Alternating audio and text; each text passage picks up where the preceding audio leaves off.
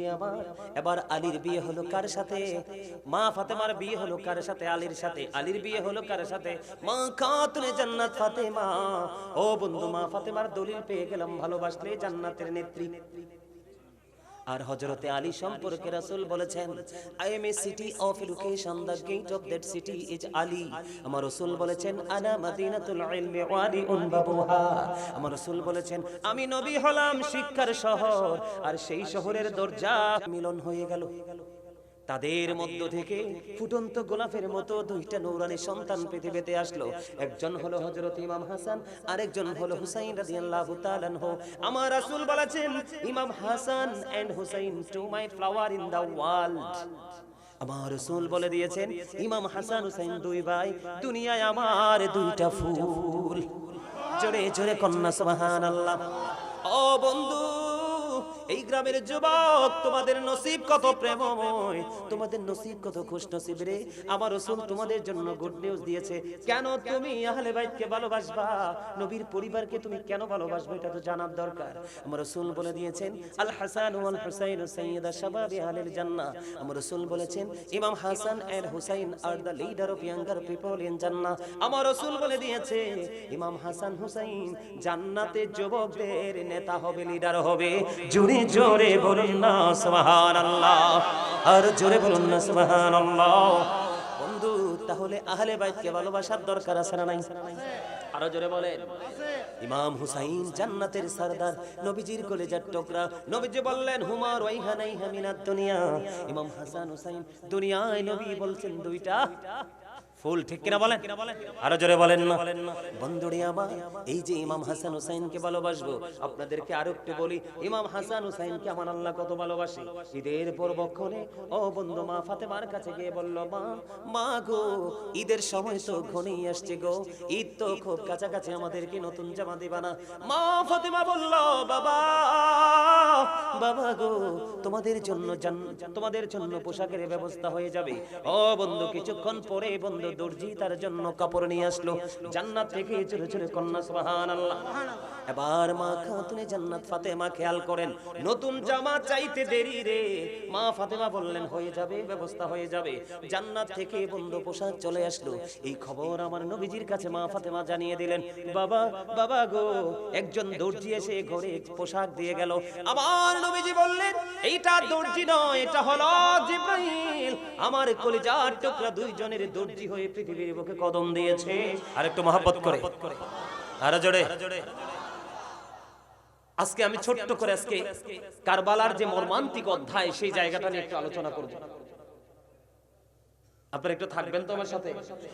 সবাই মনে রাখবেন, মাহফিল কিন্তু, রাত কিন্তু আপনার জীবনে এক বছরে 365টা, ঠিক কিনা বলেন? 365টা রাত্র থেকে আজকের একটা রাতের কিছু অংশ আল্লাহর জন্য একটু কুরবানি করতে পারবেন না? কারণ আপনার জীবনের সময়গুলো কোন কোন কাজে ব্যয় করেছেন, সেই হিসাব কিন্তু আল্লাহ চাইবে। আজকের জান্নাতের বাগান ছেড়ে আমি বাড়িতে রইলাম, আমার কি কোনো উপায় আছে? কথা বলেন, আছে? নাই। আল্লাহ রাব্বুল আলামিন কি বলেছে দেখেন, বিসমিল্লাহির রহমানির রহিম, قل لا أسألكم عليه أجرا إلا المودة في القربى। আল্লাহু আকবারটা তো মজা হইছে না? হইছে? কথা বলেন। আল্লাহু আকবারটা মজা হইছে?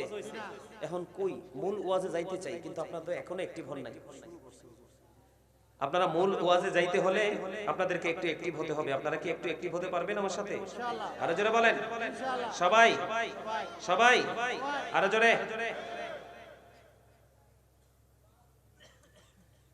একটু বলে দেই, এতক্ষণ যেহেতু আপনাদেরকে বুঝাইছি, আলোচনায় ঢুকলে কিন্তু ডান বাম প্রাসঙ্গিক কোনো আলোচনা আসবে না। প্রসঙ্গক্রমে সাবজেক্টের সাথে যেটা মিল সেটাই আসবে। এক্সাম্পল স্বরূপ আপনাদেরকে দিব, কিন্তু সেই আলোচনাটায় যাওয়ার আগে আরেকটু বলে দেই আপনাদেরকে, বিশেষ করে যুবক ভাইদেরকে। কেউ যদি রাসূলকে ভালোবেসে প্রতিদিন 1000 বার দরুদ পড়তে পারে, নবীজি বলছে সে ইন্তেকাল করার আগে জান্নাত দেখবে। আরো জোরে বলেন না সুবহানাল্লাহ। খেয়াল করছেন, হাদিসের রাবি হলেন হযরতে আনাস রাদিয়াল্লাহু তাআলা আনহু। হাদিস খানা এসেছে দাইলামি শরীফের মধ্যে। আমার রাসূল বলে দিয়েছেন, কেউ যদি রাসূলকে ভালোবেসে প্রতিদিন 1000 বার দরুদ পড়তে পারে, সে জান্নাত না দেখা পর্যন্ত তার মৃত্যু হবে না। জুম্মার দিনে কেউ যদি নবীকে মহব্বত করে মাত্র 80 বার, কতবার? মাত্র 80 বার যদি কেউ দরুদ পড়তে পারে, তার 80 বছরের সগীরা গুনাহ আমার আল্লাহ মাফ করে দেয়। আর ওই যে বারবার বলে একটু জোরে বলার জন্য, আল্লাহ কিন্তু আপনাকে আমাকে জবান দিয়েছে বসে বসে ভোট খাওয়ার জন্য না, বাদাম খাওয়ার জন্য না, চা দোকানে বসে বসে মানুষের বদনাম করার জন্য না। যুবকদেরকে বলি, তোমরা যারা আছো বন্ধুদেরকে নিয়ে কোনো কোলাহল পরিবেশে গিয়ে অগ্রহণযোগ্যভাবে বক্তব্য দেওয়ার জন্য না। হুজুর কেন দিয়েছে জবানটা? আল্লাহ রাব্বুল আলামিন বলেছে, এদিক তাকান, আল্লাহ রাব্বুল আলামিন বলেছেন, remember me then I will remember you.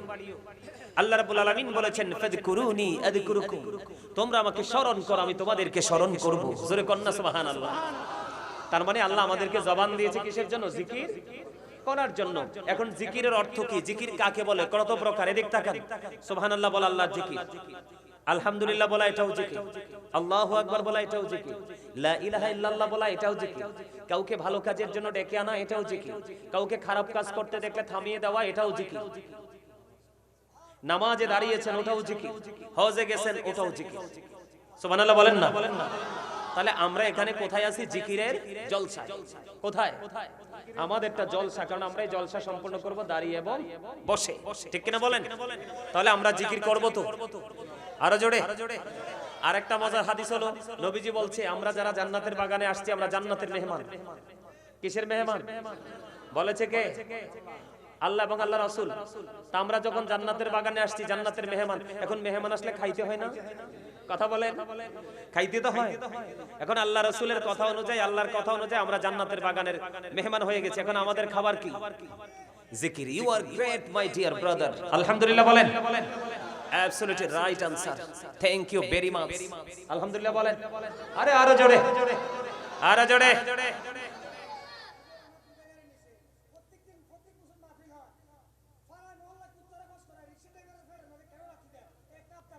আচ্ছা ঠিক আছে, এটা বলবো পরে।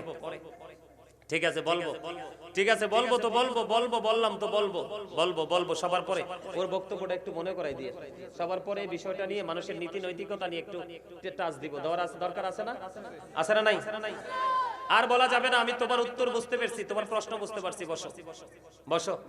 তো এখন রাসূল বলছে, তোমরা জান্নাতের বাগানে গেলে জান্নাতের বাগান থেকে ফল খাও। কি করো? আর এই জান্নাতের বাগানের ফল হলো সুবহানাল্লাহ, আলহামদুলিল্লাহ, আল্লাহু আকবার, লা ইলাহা ইল্লাল্লাহ। আল্লাহ যেন আমাদেরকে জিকির করার তৌফিক দেয়। জোরে কোন আমিন। আর জোরে বলো আমিন।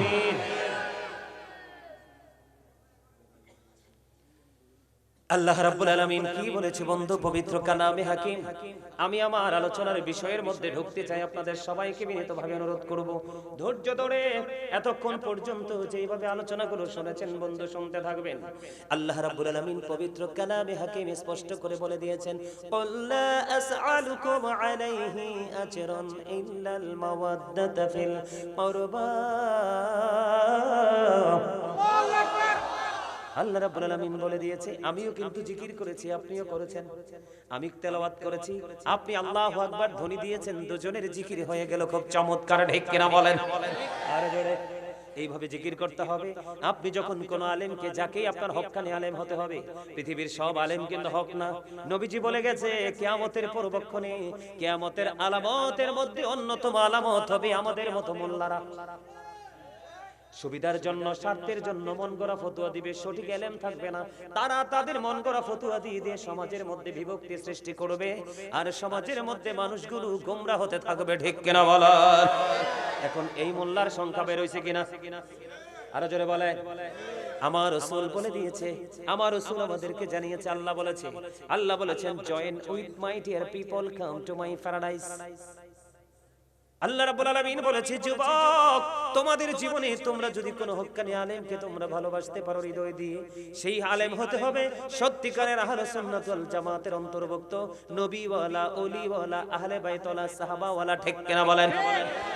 তুমি যদি ওই হক্কানি আলেমের সাথে প্রেমে ডোরি লাগাইতে পারো, আমার রাসূল জানিয়ে দিয়েছেন আল্লাহর কোরআনের ভাষা, আল্লাহ বলেছেন ফাদখুলি ফি ইবাদি ওয়াদখুলি জান্নাতি। আমার আল্লাহ বলে দিয়েছেন join with my dear people, come to my paradise. আল্লাহ বলেছেন আমার প্রিয় লোকেদের সাথে যুক্ত হও আর আমার জান্নাতে চলে আসো। আল্লাহর প্রিয় লোকেরা হলো হক্কানি আলেম এবং হক্কানি আল্লাহর ওলিরা। জোরে বলেন না সুবহানাল্লাহ। বলে হুজুর গো, কেন হক্কানি আলেমরা আল্লাহর প্রিয় হয়ে যায়? আল্লাহ বলেছেন ইন্নামা ইয়াখশাল্লাহ মিন ইবাদিহিল উলামা।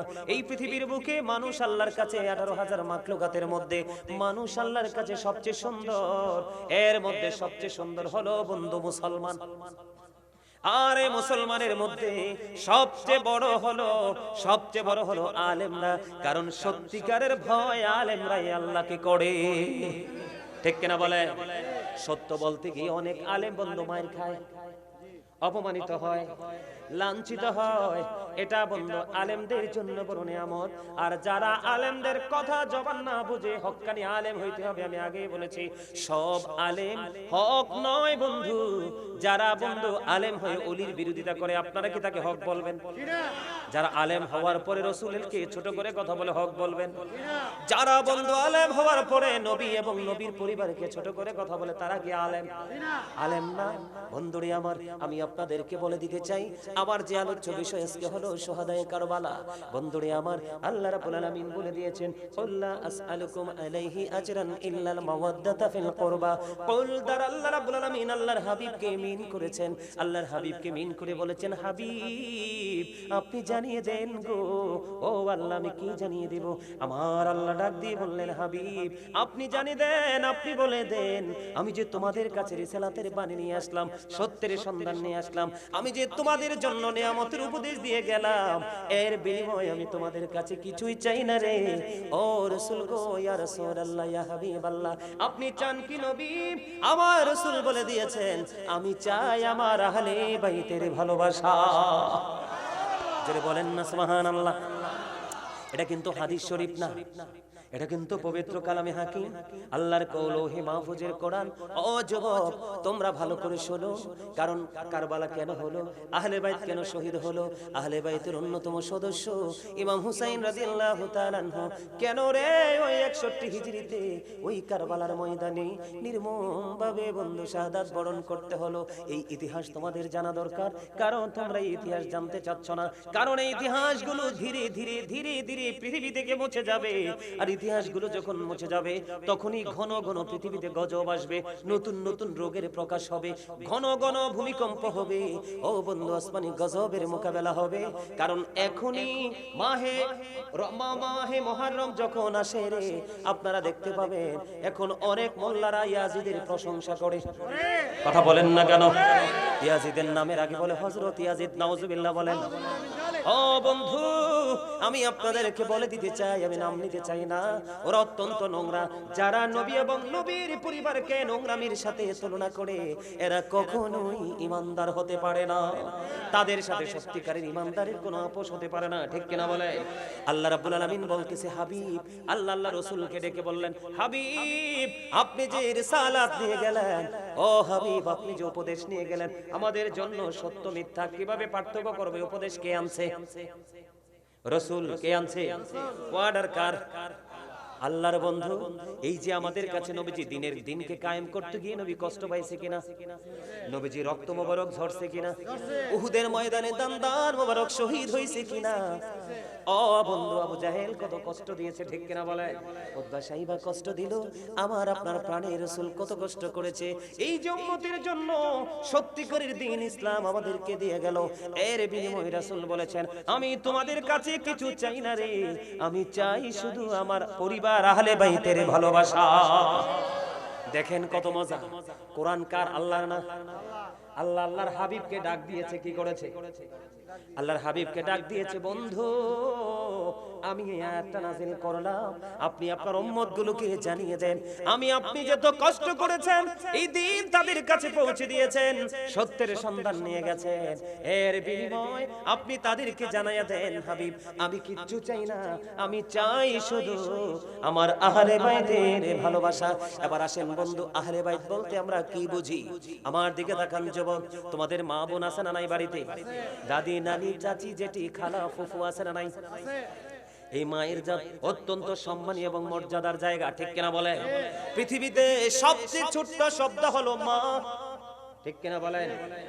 এর চাইতে একটু বড় হলো বাবা, কারণ বা দুইবার এক হয়েছে, ঠিক কিনা বলেন?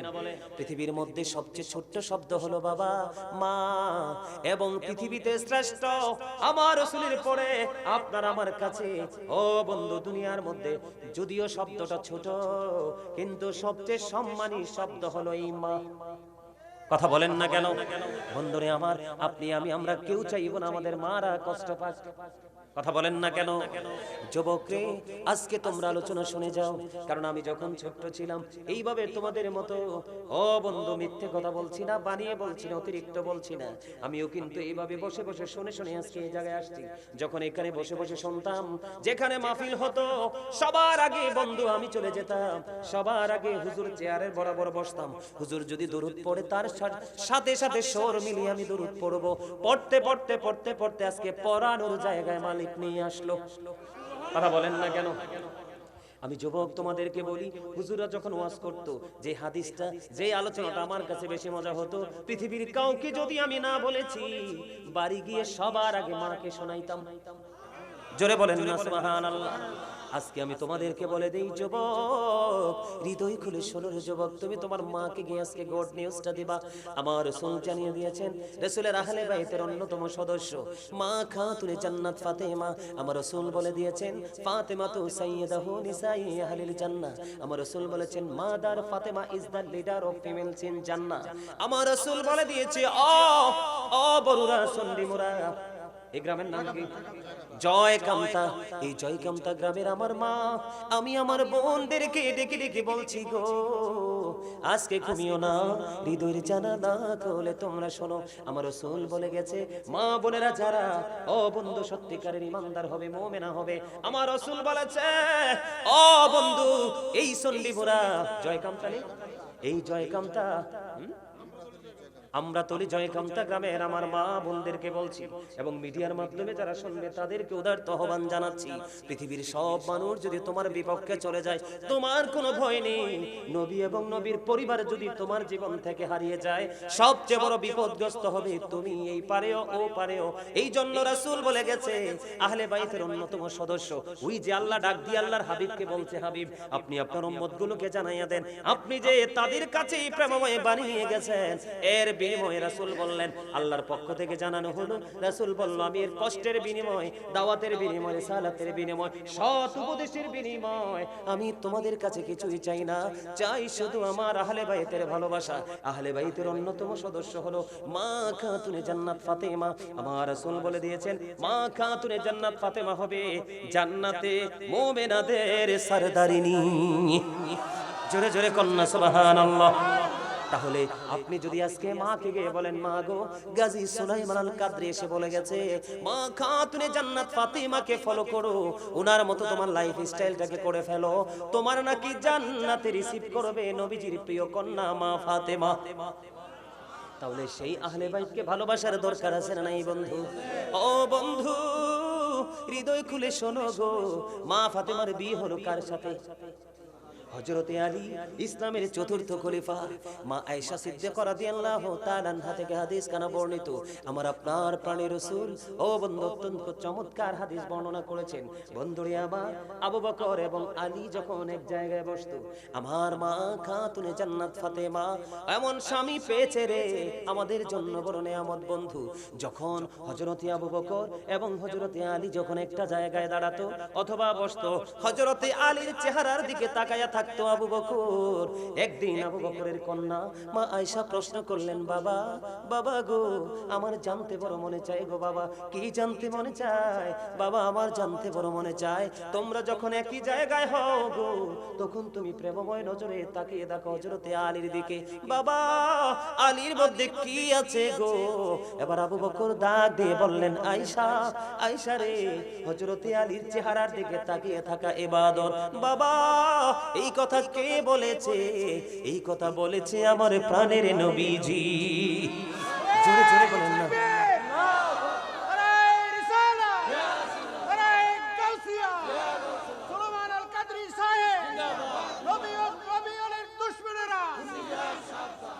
বন্ধুরে আমার, এবার আসেন হযরতে আলীর মর্যাদা বোঝানোর জন্য বলছি। বন্ধুরে আমার, এবার আলীর বিয়ে হলো কার সাথে? মা ফাতেমার বিয়ে হলো কার সাথে? আলীর সাথে। আলীর বিয়ে হলো কার সাথে? মা খাতুনে জান্নাত ফাতেমা। ও বন্ধু, মা ফাতেমার দলিল পেয়ে গেলাম, ভালোবাসলে জান্নাতের নেত্রী। আর হযরতে আলী সম্পর্কে রাসূল বলেছেন, I am a city of education, the gate of that city is Ali. আমার রাসূল বলেছেন, আনা মাদিনাতুল ইলমি ওয়াদিউন বাবুহা। আমার রাসূল বলেছেন, আমি নবী হলাম শিক্ষার শহর, আর সেই শহরের দরজা মিলন হয়ে গেল। তাদের মধ্য থেকে ফুটন্ত গোলাপের মতো দুইটা নূরানী সন্তান পৃথিবীতে আসলো। একজন হলো হযরত ইমাম হাসান, আরেকজন হলো হুসাইন রাদিয়াল্লাহু তাআলা আনহু। আমার রাসূল বলেছেন, imam Hasan and Hussain to my flower in the world. আমার রাসূল বলে দিয়েছেন, ইমাম হাসান হুসাইন দুই ভাই, দুনিয়ায় আমার দুইটা ফুল। জোরে জোরে কন্যা সুবহানাল্লাহ। ও বন্ধু, এই গ্রামের যুবক, তোমাদের নসিব কত প্রেমময়, তোমাদের নসিব কত খুশনসিব রে। আমার রাসূল তোমাদের জন্য গুড নিউজ দিয়েছে। কেন তুমি আহলে বাইতকে ভালোবাসবা? নবীর পরিবারকে তুমি কেন ভালোবাসবে, এটা তো জানার দরকার। আমার রাসূল বলে দিয়েছেন, আল হাসান ওয়াল হুসাইন সাইয়্যিদা শাবাবি আহলিল জান্নাহ। আমার রাসূল বলেছেন, imam Hasan and Hussain are the leader of younger people in Jannah. আমার রাসূল বলে দিয়েছে, ইমাম হাসান হুসাইন জান্নাতে যুবকদের নেতা হবে, লিডার হবে। জোরে জোরে বলুন না সুবহানাল্লাহ, আর জোরে বলুন না সুবহানাল্লাহ। বন্ধু, তাহলে আহলে বাইতকে ভালোবাসার দরকার আছে না নাই? আরো জোরে বলেন। ইমাম হুসাইন জান্নাতের সরদার, নবীজির কলিজার টুকরা। নবীজি বললেন, হুমা রাইহানাইহা মিনাদ দুনিয়া। ইমাম হাসান হুসাইন দুনিয়ায় নবী বলছেন দুইটা ফুল, ঠিক কিনা বলেন? আরো জোরে বলেন না। বন্ধুরে আমার, এই যে ইমাম হাসান হুসাইনকে ভালোবাসবো, আপনাদেরকে আরো একটু বলি, ইমাম হাসান হুসাইনকে আমার আল্লাহ কত ভালোবাসে। ঈদের পূর্বক্ষণে ও বন্ধু মা ফাতেমার কাছে গিয়ে বলল, মা গো, ঈদের সময় তো ঘনিয়ে আসছে গো, ঈদ তো খুব কাছাকাছি, আমাদেরকে নতুন জামা দিবা না? মা ফাতেমা বলল, বাবা বাবা গো, তোমাদের জন্য পোশাকের ব্যবস্থা হয়ে যাবে। ও বন্ধু, কিছুক্ষণ পরে বন্ধু দর্জি তার জন্য কাপড় নিয়ে আসলো জান্নাত থেকে। জোরে জোরে কন্যা সুবহানাল্লাহ। এবার মা খাতুনে জান্নাত ফাতেমা খেয়াল করেন, নতুন জামা চাইতে দেরি রে। মা ফাতেমা বললেন, হয়ে যাবে, ব্যবস্থা হয়ে যাবে। জান্নাত থেকে বন্ধু পোশাক চলে আসলো। এই খবর আমার নবীজির কাছে মা ফাতেমা জানিয়ে দিলেন, বাবা বাবা গো, একজন দর্জি এসে ঘরে পোশাক দিয়ে গেল। আমার নবীজি বললেন, এইটা দর্জি নয়, এটা হলো জিবরাইল। আমার কলিজার টুকরা দুইজনের দর্জি হয়ে পৃথিবীর বুকে কদম দিয়েছে। আমার আল্লাহ জান্নাত থেকে পোশাক পাঠিয়েছে।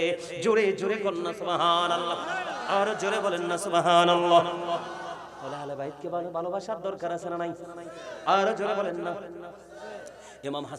ইমাম হাসান হুসাইনের আদর্শ আমাদের ধারণ করার দরকার আছে না নাই? ও যুবক, আমাদের চরিত্র কেমন আর ইমাম হাসান হুসাইন কেমন ছিল?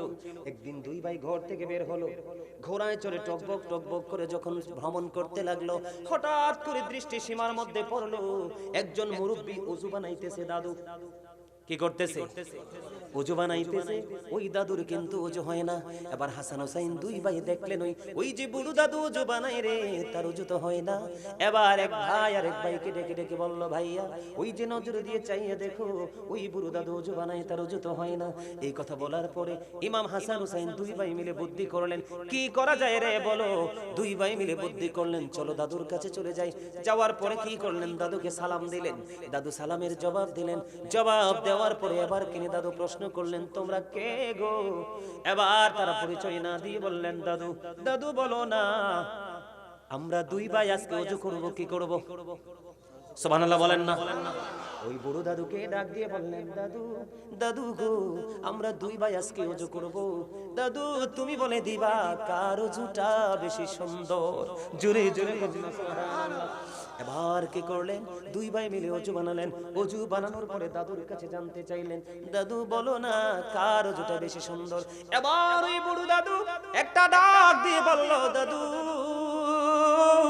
দাদু গো, কে গো তোমরা? কেন এত তোমাদের চেহারা এত নূর? কেন তো তোমাদেরকে দেখে এত প্রেমময় মনে হয়? কেন গো তোমরা এত মিষ্টি? তোমাদের ওযু এত সুন্দর। দাদু তোমরা দুই ভাইয়ের ওযু সুন্দর, আমি দাদুর ওযুটাই হয় নাই। জোরে জোরে কন্যা সুবহানাল্লাহ। আর জোরে বলেন না সুবহানাল্লাহ।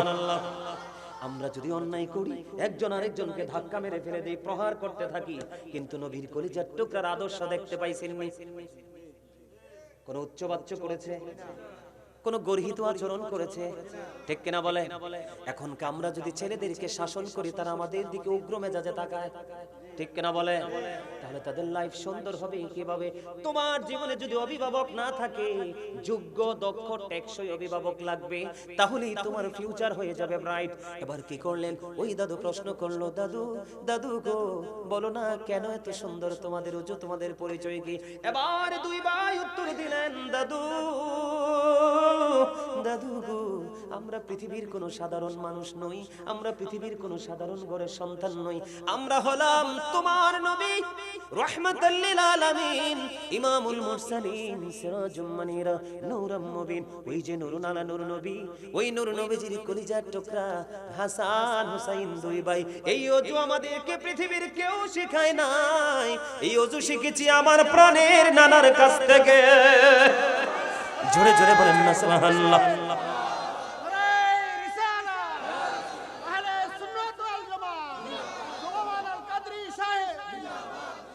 আমি তোমাদেরকে হুসাইনের, হাসান হুসাইনের মর্যাদা বোঝানোর জন্য বলছি।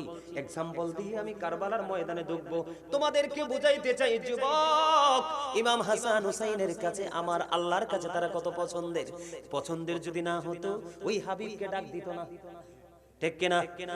আল্লাহর বন্ধুকে ডাক দিয়েছে, হাবিব আপনি যে রিসালাতের বাণী নিয়ে গেছেন, রিসালাত নিয়ে গেছেন, সত্যের উপদেশ দিচ্ছেন, এই যে কষ্ট ত্যাগ স্বীকার করেছেন, এর বিনিময়ে আপনি কিছুই চান না, উম্মত গুলোকে জানিয়ে দেন, আমি চাই শুধু আমার আহলে বাইতের ভালোবাসা। আল্লাহ যদি ভালো না বাসতো, আল্লাহর হাবিবকে কিন্তু এত প্রেমময় নির্দেশ দিতেন না, ঠিক কিনা বলেন? যুবক, হৃদয় খুলে শোনো রে বন্ধু, বিরক্ত হইও না, বিরক্ত হইও না, কিছুর মধ্যে আলোচনা শেষ করে দিচ্ছি। যুবক রে, হৃদয় খুলে শোনো। একদিন এক গ্রাম্য লোক, আমাদের এলাকার মধ্যে অনেক গ্রামের মানুষ নতুন আম গাছে আম ধরলে নিয়ত করেছে হুজুরকে একটা দিব। গাবি যদি বাচ্চা দেয়, প্রথম যদি দুধ দহন করে, কয় আমাদের হুজুর ইমাম সাহেবকে একটু খাওয়াবো, খাওয়াই কিনা? এটা বাস্তব কথা না? মাঠে যদি সুন্দর সোনালী ফসল ফলে, তখন নিয়ত করে আমাদের হুজুরের বাড়িতে কিছু চাল দিব। এক্সাম্পল দেই, আমি মুন্সিগঞ্জে গেলাম বন্ধু আজে, গত বছরের আগের বছর। এখন আমার যে বাড়িতে বসেছিলাম, ওই বাড়ি থেকে স্টেজে যাওয়ার মাঝখানে একটা আলু ক্ষেত আছে। রোজার একেবারে কাছাকাছি সময়ে গিয়েছিলাম, যখন বন্ধু ওই আলু ক্ষেতের উপর দিয়ে কদম দিয়ে যখন গেলাম, ওই আলু বাগানের যে চাষ করেছিলেন, ওই চাষি ডেকে ডেকে এসে বললে, হুজুর আমি আপনাকে এত ভালোবাসি গো, আমার একটা অনুরোধ আজকে আপনাকে রাখতে হবে। আমি বললাম, কি অনুরোধ? হুজুর আমার এই জমিনে এত আলু হয়েছে গো হুজুর, আমি খুশি হব আপনি যদি আমার এই জমিন থেকে কিছু আলু নিয়ে যান। বন্ধু আমার গাড়ির পিছনে এক বস্তা আলু তুলে দিয়েছিলেন, আমিও তার ভালোবাসাকে শ্রদ্ধা করেছি, হৃদয় থেকে গ্রহণ করেছি। ওই রমজান মাসে আমি যতগুলো আলুর চপ বা বোর্ডের সাথে ইউজ করেছি, আগে ওর ক্ষেতের আলুগুলো আমি ভক্ষণ করেছি। কেন না? আমি যদি না খাই, আমার আল্লাহ তো দেখে, তার ভালোবাসাকে একেবারে অবমূল্যায়ন করা হবে, ঠিক কিনা বলেন? এই বাস্তব উদাহরণ আছে না নাই? আমাদের দেশে আছে না? আপনারা মনে রাখবেন, পৃথিবীর কোন দেশে বন্ধু এই বাংলাদেশে আলেমদেরকে মানুষ যত বেশি ভালোবাসে, যত বেশি মূল্যায়ন করে, যত বেশি মর্যাদা দেয়, পৃথিবীর কোন দেশে আলেমদেরকে কেউ এত ভালোবাসে না। আমার একজন ভক্ত বন্ধু সৌদি আরব থেকে আসলো, আসার পরে বলল, হুজুর আমার মন বলে, এটা কিন্তু তার ব্যক্তিগত মনের কথা, এটা তার আবেগের কথা, হুজুর আমার মনে হয় নবীর প্রতি যে ভালোবাসা বাংলাদেশের মানুষের, পৃথিবীর সব দেশের মানুষের আগে বাংলাদেশের মানুষ আগে নবীকে হাসরের ময়দানে খুঁজে পাবে। আর জোরে কন্না সুবহানাল্লাহ। একজন বাঙালি প্র্যাকটিক্যালি আমার সাথে, বন্ধুরে আমার, একজন গ্রাম্য লোক মনে মনে নিয়ত করলো, আমি রাসূলের দরবারে একটা হরিণ উপহার দিব। যেমন কথা তেমন কাজ। তিনি কি করলেন, একটা বাচ্চা হরিণী ধরে নিয়ে আসলেন। বাচ্চা হরিণী ধরে নিয়ে আসলেন, রাসূলের কাছে দিলেন। এবার বন্ধু হযরতে হাসান রাদিয়াল্লাহু তাআলা আনহুকে হরিণের বাচ্চাটা দিয়ে দেয়া হলো। এই দিয়ে দেওয়ার সময় হঠাৎ করে নজর দিয়ে চাইয়া দেখলেন ইমাম হুসাইন যে ভাইয়াকে হরিণের বাচ্চাটা দিয়ে দিল। এবার ইমাম হুসাইন দৌড়ে ছুটে আসলো। বন্ধু দেখবেন আমাদের বাংলাদেশের মধ্যে এই রীতিটা এখনো আছে। মেয়ের ঘরের বাচ্চারা যখন আসে, দাদা দাদু কিন্তু ছেলের ঘরের আদর একটু কমাই দেয়। দেয় কি দেয় না? কয় আমার মেয়েটা অনেক দূরে থাকে, এই আমার নাতি নাতকুর গুলো আদর থেকে বঞ্চিত হয়, একটু হৃদয় দিয়ে ভালোবাসে, আদর করে কোলে করে আদর দিয়ে বন্ধু রাখে কিনা? বন্ধুরে আমার, বন্ধু এবার কি করলো, ইমাম হুসাইন দেখতে পেলেন ওই যে হরিণীর বাচ্চাটা ভাইয়াকে দিয়ে দিয়েছে। এবার দৌড়ে ছুটে আসলেন প্রাণের নানার কাছে। নানা, নানা গো, ভাইয়াকে তো হরিণীর বাচ্চা দিয়েছে, আমারও তো একটা লাগবে। জোরে বলেন না সুবহানাল্লাহ। আমি বুঝাইতে চাই ইমাম হাসান হুসাইনকে আমার আল্লাহ কত বেশি ভালোবাসে বন্ধু। এবার কি করলেন, নবীজির কাছে হরিণ আসছে কয়টা? বন্ধু কতবার আমি পড়েছি রে, যতবার আমি পড়েছিলাম ততবার আমি পেজটার দিকে শুধু তাকিয়ে দেখলাম আমার আল্লাহ কত ভালোবাসে রে। তাদেরকে জানি কাল হাসরে পাবো কিনা, সেই মর্যাদার সমকক্ষে যেতে পারবো কিনা মনের ঘরে বন্ধু, মনের অজান্তেই ভাবনা চলে আসে। এবার কি করলেন, ও বন্ধু ইমাম হুসাইন এসে চাইলেন, নানা গো আমার একটা হরিণ লাগবে তো। এই কথা বলার পরে ইমাম হুসাইন হরিণই চাইতে দেরি, আমার নবীজি ওই যে দেখেন আমার চোখের সামনে গেটের বাইরে কিছু মানুষ দাঁড়িয়ে আছে, দেখেন স্পষ্ট দেখা যায়।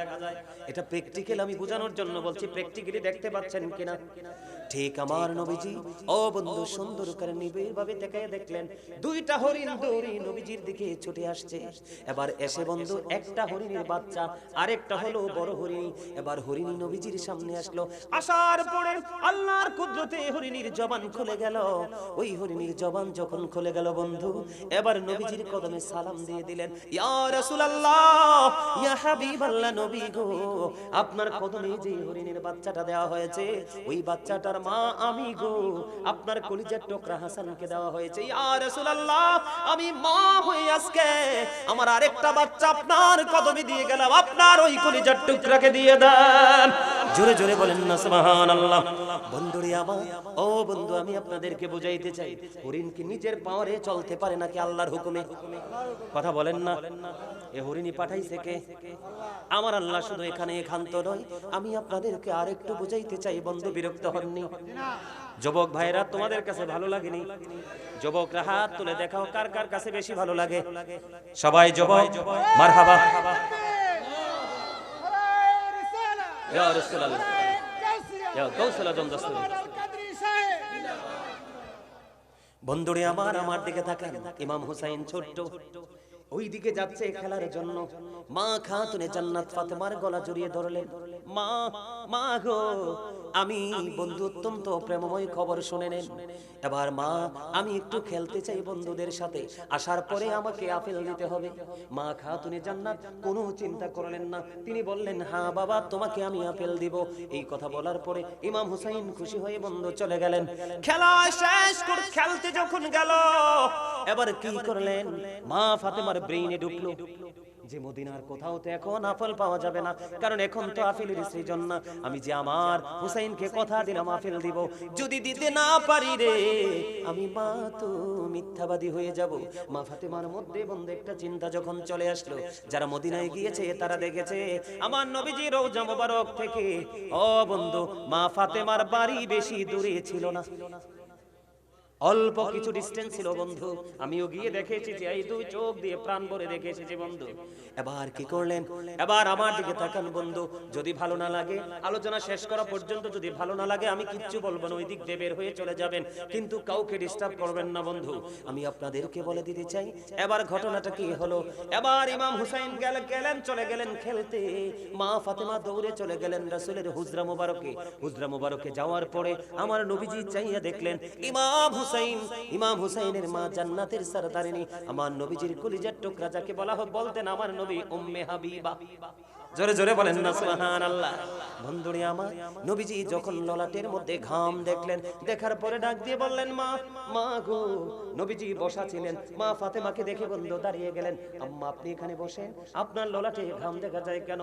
বাবা, বাবা গো, আপনার কলিজার টুকরা হুসাইন আজকে আপেল চেয়েছে গো বাবা, আমি কথা দিয়েছি খেলা শেষ করে আসতে দিব গো, কিন্তু বাবা এখন তো মদিনার কোথাও আপেল নাই, আমি কোথা থেকে আপনার কলিজার টুকরাকে আপেল দিব? ও বন্ধু, বাবা এবং মেয়ের মধ্যে কথোপকথন চলতেছে, এর মধ্যে বন্ধু জিবরাইল এসে হাজির। ইয়া রাসূলুল্লাহ, আপনার কলিজার টুকরার জন্য আমার আল্লাহ জান্নাত থেকে আপেল পাঠিয়ে দিয়েছে। জোরে জোরে বলেন না সুবহানাল্লাহ। সুবহানাল্লাহ ওয়ালহামদুলিল্লাহ লা ইলাহা ইল্লাল্লাহ, সুবহানাল্লাহ আলহামদুলিল্লাহ লা ইলাহা ইল্লাল্লাহ, লা ইলাহা লা ইলাহা ইল্লাল্লাহ। নবী আমার নূরের ফুতুল, জগৎ করলেন ও জালা, নবী আমার নূরের ফুতুল, জগৎ করলেন ও জালা, রোজ হাসরে করবেন তিনি উম্মতের ফয়সালা। সুবহানাল্লাহ আলহামদুলিল্লাহ লা ইলাহা লা ইলাহা ইল্লাল্লাহ। আরশ কুরসি লৌহ কলম সৃষ্টি যাহার ওসিলা, আরশ কুরসি লৌহ কলম সৃষ্টি যাহার ওসিলা, নিজে আল্লাহ খুশি হইয়া নাম রাখলেন হাবিবুল্লাহ। সুবহানাল্লাহ। মহাব্বতে আরো জোরে মহাব্বতে লা সুবহানাল্লাহ ওয়ালহামদুলিল্লাহ লা ইলাহা ইল্লাল্লাহ, লা ইলাহা লা ইলাহা লা ইলাহা ইল্লাল্লাহ মুহাম্মাদুর রাসূলুল্লাহ সাল্লাল্লাহু আলাইহি ওয়াসাল্লাম। জিকির করার পরে শান্তি লাগছে কার? কার লাগছে? হাত তুলে দেখান। আলহামদুলিল্লাহ হাত নামান। বলে হুজুর প্রশ্ন কেন করলেন? কারণ আমি যে বললাম জান্নাতের বাগানে আসলে জান্নাতি ফল খেয়ে নাও, এর মধ্যে সুবহানাল্লাহ আলহামদুলিল্লাহ এগুলো হলো জান্নাতি খাবার। বলে হুজুর খাবার হলো কেমনে? প্রত্যেকটা মানুষ ডবল, একটা হলো তার দেহ, আর একটা হলো তার আত্মা, একটা হলো তার বডি, আর একটা হলো তার সোল। দেহের খাবার পৃথিবীতে মিলে আর রুহের খাবার মিলে এই রকম পরিবেশে মসজিদে, আলেমদের জলসায়, আল্লাহর ওলিদের দরবারে। কথা বলেন ঠিক না বেঠিক? এই জন্য এটা হলো আজকে ইমানদারের জন্য রুহানিয়াতের বাজার করার জায়গা। আজকে আসছেন আপনারা মার্কেটিং করার জন্য, প্রাণ ভরে বন্ধ মার্কেটিং করে নেবেন। এই মার্কেটিং এর মধ্যে ফার্স্ট চয়েস থাকবে আপনার ইমানকে মজবুত করার ট্রেনিং, আর দ্বিতীয়ত হলো আপনার ইমান যদি মজবুত করতে পারেন, বাজারের ব্যাগে অল্প হলেও সপ্তাহটা চলে যাবে। তার মানে রাসূল বলেছেন আখলিস দীনাকা ইয়াকফিকাল আমালুল কালিল। আপনি আপনার দ্বীনকে কি করতে হবে? খাঁটি করতে হবে। কালিল দ্বারা বুঝিয়েছেন অল্প আমলই আপনার নাজাতের জন্য যথেষ্ট হয়ে যাবে। বন্ধুরে আমার, বলতেছিলাম হৃদয় খুলে শোনেন। এবার কি করলো? জিবরাইল চলে আসলো, ইয়া রাসূলুল্লাহ জান্নাতি আপেল চলে আসলো গো, আপনার কলিজার টুকরার জন্য আমার আল্লাহ পাঠিয়ে দিল। এবার কি করলেন? জিবরাইল বললেন ইয়া রাসূলুল্লাহ আমার 2টা বাটি লাগবে আর একটা চাকু লাগবে। এবার 2টা বাটি বন্ধু আনলেন মা আয়েশা সিদ্দিকা রাদিয়াল্লাহু তাআলা আনহার ঘর থেকে, আর একটা চাকু। এবার বন্ধু আপেলটাকে অর্ধেক করা হলো। অর্ধেক করার পরে বন্ধু অর্ধেকটা বাটির মধ্যে রেখে আরেকটা দিয়ে ঢাইকা দিলেন, আর অর্ধেকটা বন্ধু নবীজিকে বলে দিলেন সবাই খাওয়ার জন্য। আলাপ আলোচনা শেষ হয়ে গেল, ইমাম হুসাইন খেলা শেষ করে বাড়ি ফিরে আসলো। মা ফাতেমা আসার পরে যখন আপেল চাইলেন, মা ফাতেমা আপেলটা খেতে দিলেন। আপেলটা যখন বন্ধ খেতে দিলেন, খেতে দেওয়ার পরে ইমাম হুসাইন আপেল খাওয়ার পরে বললেন, মা মা মা গো, এত মজার আপেল তো আমার জীবনে কোনোদিন খাইনি গো, এখন থেকে প্রতিদিন আমাকে আপেল দিতে হবে। মা জানতে বড় মনে চায় গো, এই আপেল তুমি কোথা থেকে এনেছো বাবা?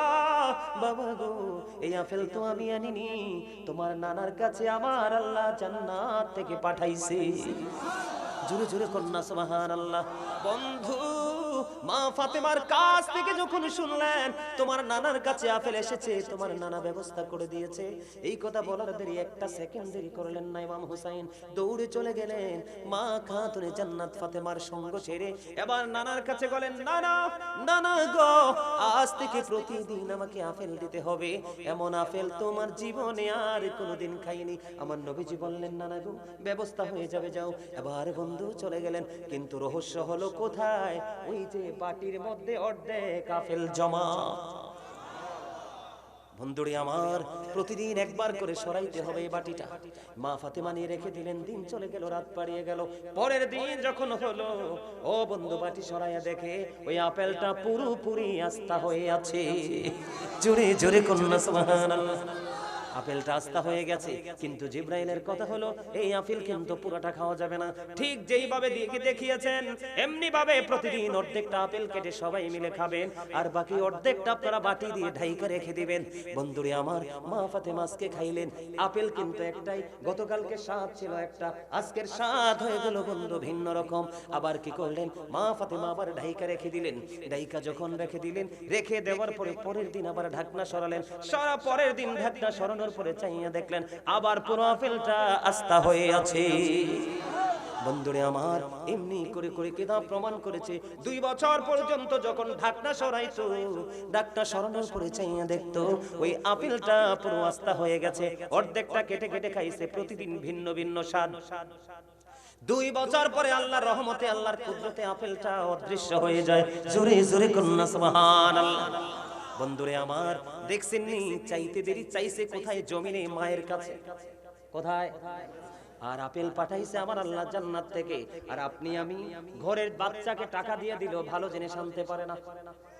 কথা বলেন না কেন? আছে না নাই? তাহলে ইমাম হুসাইনের দাম আছে না নাই? মর্যাদা আছে না নাই? তাহলে তাদের সাথে প্রেমের ডুরি লাগানোর দরকার আছে না নাই? বন্ধু, এখানে এই শুধু ক্ষান্ত নয় রে, আমার দিকে বন্ধু তাকান। ইমাম হাসান হুসাইন 2 ভাই হাতের লেখা লিখলেন। হাতের লেখা লেখার পরে ও বন্ধু রাসূলের কাছে গেলেন, নানা গো বলে দাও না কার লেখা বেশি সুন্দর। আমার নবীজি পাঠাই দিলেন তোমার বাবার কাছে চলে যাও। কার কাছে? হযরতে আলীর কাছে। এবার আলীর কাছে চলে আসলেন, বাবাকে বলে দাও না কার হাতের লেখাটা বেশি সুন্দর। এবার হযরতে আলী একটা ডাক দিয়ে বললেন, বাবা বাবা গো চলে যাও তোমার মায়ের কাছে, যিনি জান্নাতের সারদারিনী। এবার মা খাতুনে জান্নাত ফাতেমার কাছে যখন বন্ধু চলে গেল, চলে যাওয়ার পরে আবার খেয়াল করে দেখেন তাদেরকে আমার আল্লাহ কত বেশি ভালোবাসে। বন্ধু, তাদেরকে কত বেশি ভালোবাসে। এবার মা ফাতেমা বললেন, আমার ঘরে 7টা মতি আছে। কয়টা? আমার ঘরে 7টা মতি আছে। তোমাদের দিকে আমি নিক্ষেপ করব। তোমাদের দিকে আমি কি করব?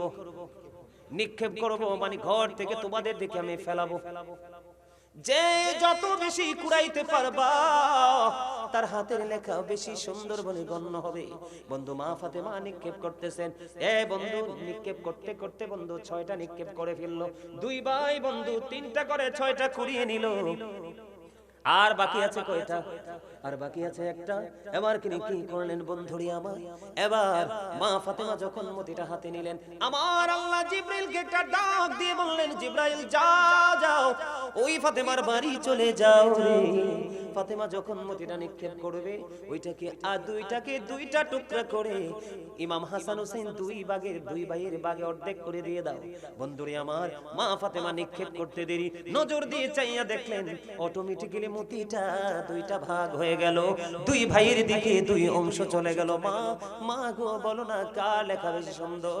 এবার মা ফাতেমা ডাক দিয়ে বলল, বাবা গো তোমাদের 2 জনের লেখাই সমান সুন্দর। জোরে জোরে কন্যা সুবহানাল্লাহ।